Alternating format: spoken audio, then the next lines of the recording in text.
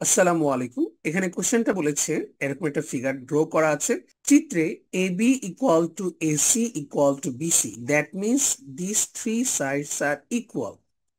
যদি একটি ত্রিভুজে সবগুলো সাইড ইকুয়াল হয় তাহলে এটাকে বলা হয় সমবাহু ত্রিভুজ অথবা equilateral triangle. So equilateral triangle or সমবাহু ত্রিভুজে all angles and all sides are equal. সবগুলো বাহু এবং সবগুলো অ্যাঙ্গেল বা কোণ সমান হবে।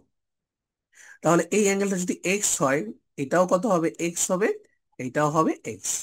আর আমরা জানি ত্রিভুজের তিনটি কোণের যোগফলের সমান হলো 180 degree. That means the sum of three angles of a triangle is 180।